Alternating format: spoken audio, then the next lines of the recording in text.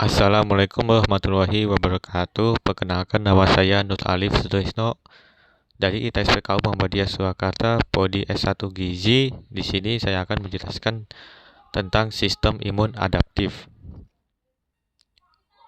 Apa itu sistem adaptif? Sistem imun adaptif adalah kebalikan dari sistem imun innat atau non-spesifik. Sistem imun adaptif tidak terbentuk secara alami, melainkan harus mengalami proses perjalanan atau pengenalan antigen terlebih dahulu, sehingga membutuhkan waktu yang lebih lama. Pertahanan yang akan dihasilkan lebih spesifik. Oleh sebab itu juga disebut sebagai sistem imun spesifik. Imunitas adaptif merupakan jenis kekebalan yang sangat maju dan lebih spesifik dengan sifat luar biasa, dengan menginduksi respons memori pada paparan kedua terhadap beberapa antigen, sehingga sangat efektif dalam pertahanan terhadap mikroba patogen. Respon imun adaptif yang efektif melibatkan dua kelompok sel utama, yaitu sel limfosit dan antigen. Jenis imunitas adaptif ada dua, yaitu imunitas humoral dan sel atau sel mediated immunity. A. Imunitas humoral. Imunitas ini dimediasi oleh protein-protein yang disebut antibodi. Fungsinya adalah untuk memblokir dan mengeliminasi mikroba ekstrasel. B. Sel mediated immunity dimediasi oleh limfosit T. Fungsinya adalah untuk mengeliminasi sel yang terinfeksi mikroba intraseluler. Sumber imunitas adaptif. Imunitas seseorang diperoleh secara aktif maupun pasif. Imunitas aktif adalah imunitas yang diperoleh melalui aktivasi sel imun. Contoh infeksi secara alami atau melalui vaksinasi secara buatan. Imunitas pasif adalah imunitas yang diperoleh tanpa perlu aktivasi sel-sel imun. Contoh transfer antibodi baik secara alami atau melalui ibu ke anak atau buatan melalui transfer antibodi monoklonal. Spesifitas imunitas adaptif. Imunitas adaptif memiliki spesifitas yang sangat tinggi. Kemampuan mengenali antigen yang dimiliki ini sangat unik.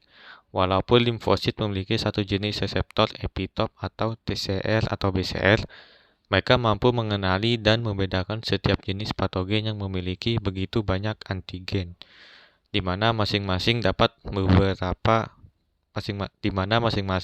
memiliki beberapa epitop. Mekanisme memori. Itulah mekanisme memori muncul karena sel-sel ini mampu mengingat paparan antigen sebelumnya. Ketika terjadi paparan infeksi, imunitas adaptif akan mempelajari dan mengingat patogen penyebab infeksi tersebut, sehingga dapat memberikan pertahanan dan perlindungan jangka panjang terhadap infeksi berulang. Imunitas adaptif meningkatkan respons yang lebih besar dan lebih efektif terhadap paparan berulang untuk antigen yang sama. Respon imun terhadap paparan pertama disebut respon imun primer, diperankan oleh limfosit naif. Paparan berikutnya dengan antigen yang sama menyebabkan respons yang disebut respons imun sekunder. Memori juga merupakan salah satu alasan mengapa vaksin memberikan perlindungan jangka panjang terhadap infeksi. Vaksinasi tersebut menggunakan vaksin aktif yang dilemahkan atau bagian tertentu dari virus yang tidak aktif. Beberapa gangguan dalam sistem memori imunologi dapat menyebabkan penyakit autoimun. Mimikri molekuler dari self-antigen oleh patogen infeksius seperti bakteri dan virus dapat memicu penyakit autoimun karena respon imun reaktif silang terhadap infeksi. Salah satu contoh organisme yang menggunakan mimikri molekuler untuk bersembunyi dari pertahanan imunologis adalah infeksi Streptococcus. Respon imun terhadap mikroba. Jika sistem imun innat tidak mampu menghadapi mikroba, respon imun adaptif akan diaktifasi. Hal ini sistem imun innat dan adaptif saling kerjasama. Oleh sebab itu, mekanisme respon imun adaptif dimulai dari presentasi antigen oleh APC kepada limfosit T, rekognisi antigen, aktivasi limfosit, eliminasi antigen melalui imunitas humoral dan seluler, regulasi respon imun atau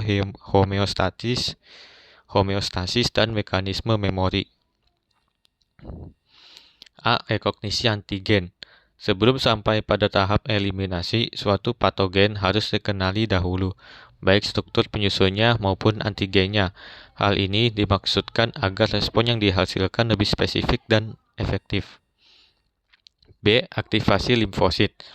Sel dendritik aktif mampu mengekspresikan molekul kostimulator dan mengekspresikan sitokin yang keduanya diperlukan.